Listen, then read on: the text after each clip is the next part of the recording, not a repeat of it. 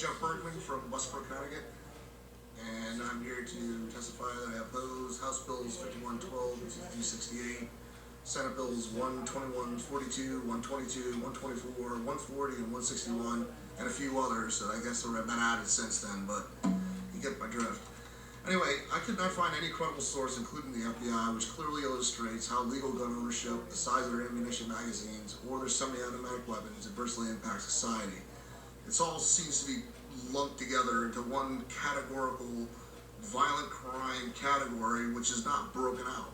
So you really cannot make any conclusive decision, observations on if there's any impact at all.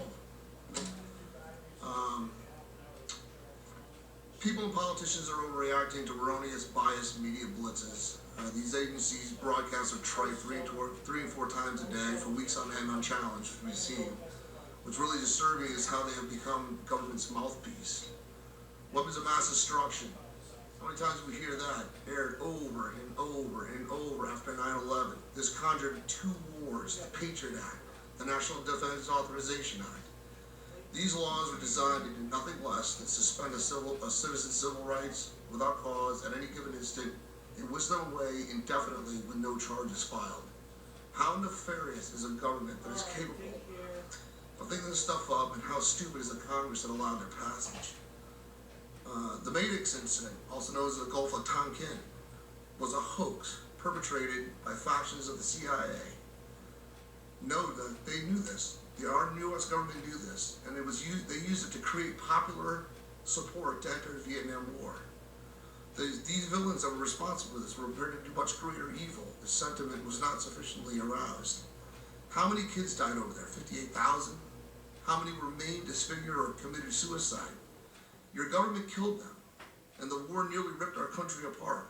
What about 9/11, the controversies there? How many young people have we lost because of Bush and those lies? Suicide among our vets is an epidemic. Can you expect any reasonable man to trust a government that has actually committed these heinous crimes on its citizens and enacted such evil laws to do whatever is necessary to control them? Really.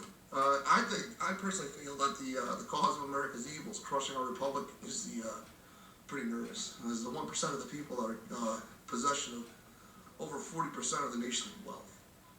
I mean, that's 1%. 80% of the rest of us, probably everybody here, we have 5% of the wealth.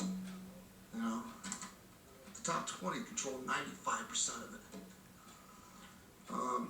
That's pretty bad. We can own the news agencies and everything else. We got to protect ourselves from this. And this is why we were given the Second Amendment. Anyway, I'm pretty nerved out, so I'm gonna leave it at that. You did fine. Thank you. Robert.